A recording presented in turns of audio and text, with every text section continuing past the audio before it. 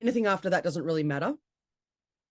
And ultimately, this is important, and I'm going to say this with caution, right? If you were to change the hierarchy, you never change number one. And I mentioned that before, all right? Once you've got the person's top 5, if you change the person's 4th one, you may get extra motivation to get things done. If you change their 3rd value, people may even change jobs or look for other opportunities. All right. If you change number 2, there's a huge chance they will change jobs or move, relocate in order to try and fulfill that value. But if you change someone's value number 1, you could actually have detrimental effects. You know, especially if you're working with relationships or anything like that, people may leave their relationship. It could destroy families and absolutely change personality types. All right. So once we've elicited the values, we've just got a few other things we want to consider before we start playing with any hierarchies. All right. So whip over your page to 22.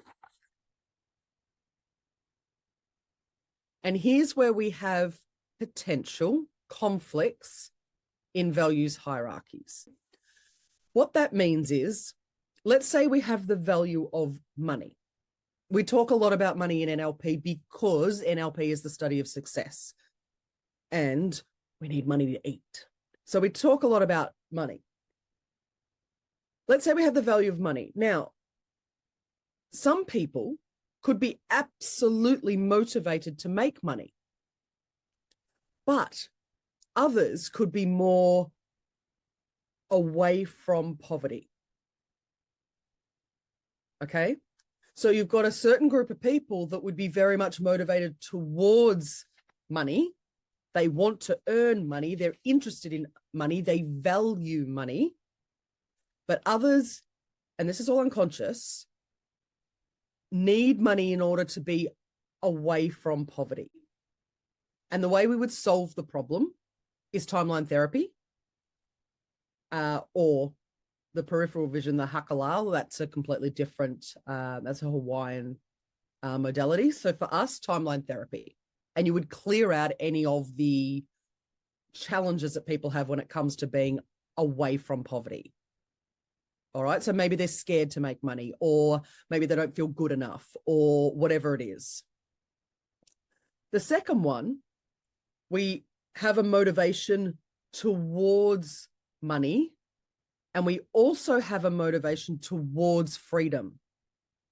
And this is super typical for a small business owner or an entrepreneur to have. I want to make money, but I have no time and freedom to do what I want.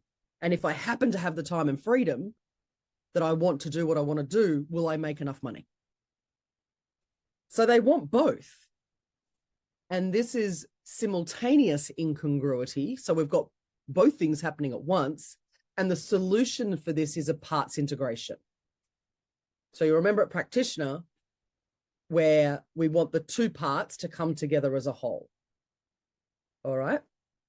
Now, in the last one, you'll notice that they're both incongruencies and they're away from. So this could be someone who is away from abandonment, but also away from intimacy. So it kind of goes like this. Don't leave me, but don't come too close. Don't leave me, but don't come too close.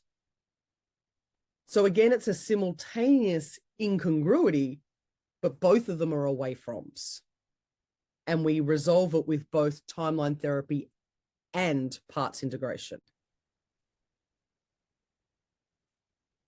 In the context of career and the value of passion, what percentage is away from?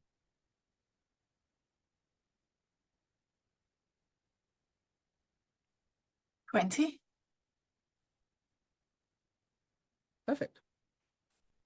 In the context of career and the value of money for me to be me, what percentage is away from? 60. In the context of career and the value of making more of a difference, what percentage is away from?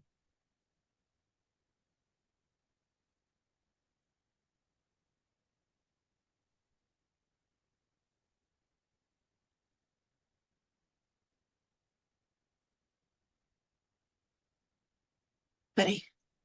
30? Yep. In the context of career and the value of knowledge that I can make it work, what percentage is away from?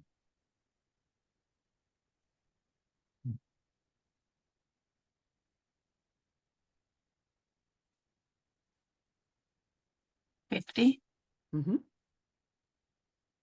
And in the context of career and the value of confidence, what percentage is away from? 75. Thought you'd be uncomfortable with that one. Thank you for playing. Now, Lisa came up with numbers. Did you hear how uncomfortable she was saying the 60% away from for money for me to be me?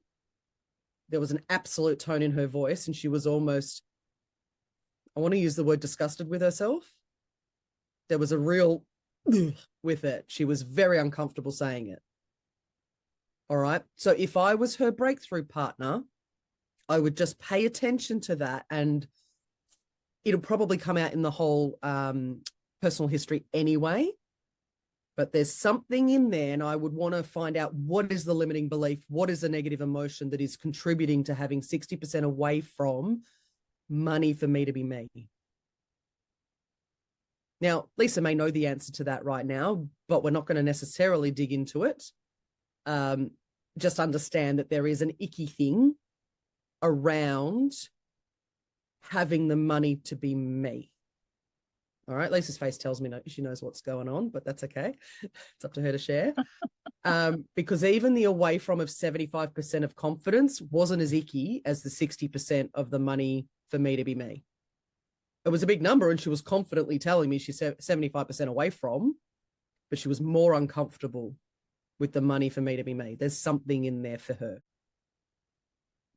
So it gives us the information, or at least the ability to find the information. It gives us the guide of where to go to find the answers in order to help her break through that unconscious crap that is preventing her right now from living her best life when it comes to career.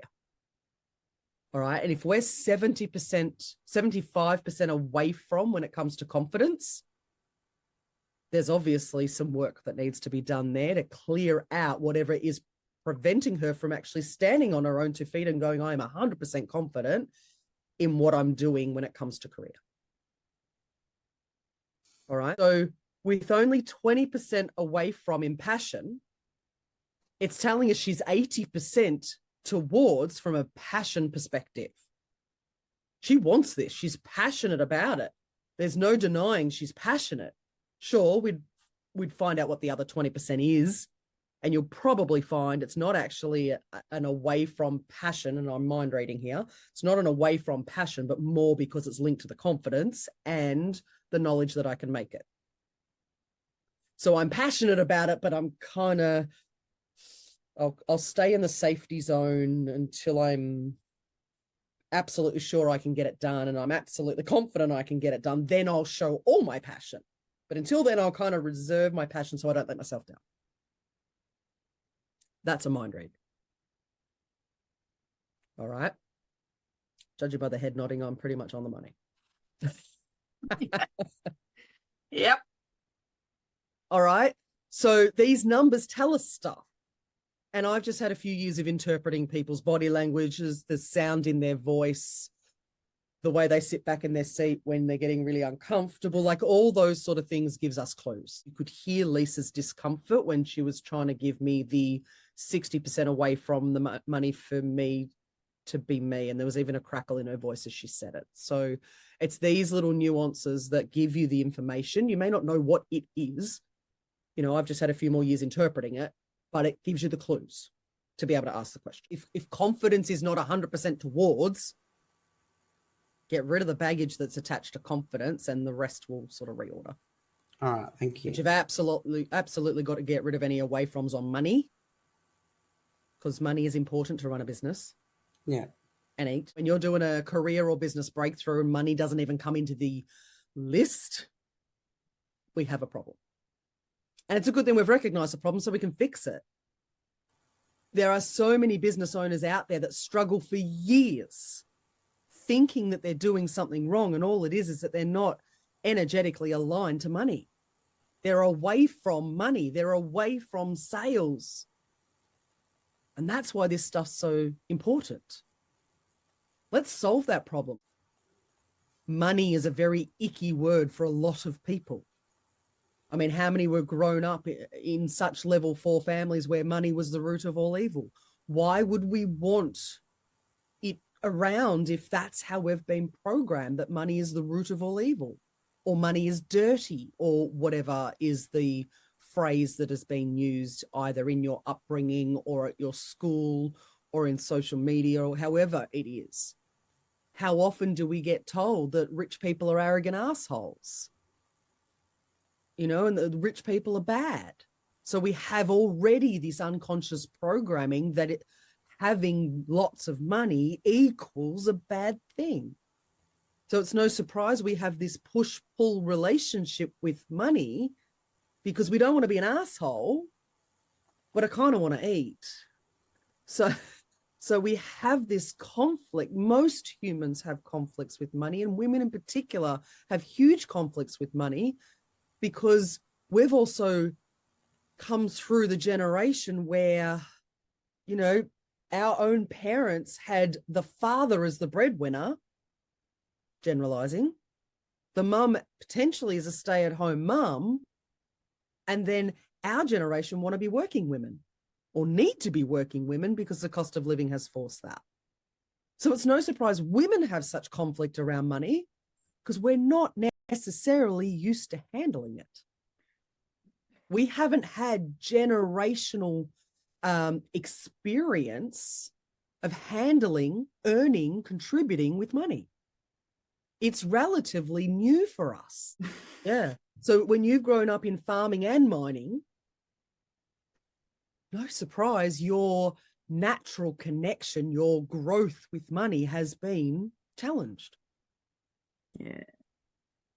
So you can understand that money's not very important to you because there's so much negativity attached to it. If I want to make a good dollar in farming, I've got to kill my animals. If I want to make it in mining, I've got to rape the land. Like, the language attached to that, it's no surprise. Like, what I'm hearing in your language now is giving me a lot more away from than what you were doing before. But now it makes absolute sense why money is not a high priority for you, because it equals something so yuck. Yeah. And it's like, I didn't know that until that moment there. That's why I wrote it down. I was like, oh, that's it, sort of thing. And it's a perfect aha moment for you to understand that that's what you were programmed with as a little one. Yeah. So you watched the men in particular around you work hard and do horrible things to the land and horrible things to the living creatures in order to get enough money to eat. It's no surprise your whole concept of wealth is not pretty. Yeah, I'd have no idea where it is in me fucking list of me filing cabinet, like. And that's okay. It's not your job to know right now. Yeah. But it's your job to be aware that, we've got some things here that can be cleared out, so you can actually start to have a favorable relationship with money.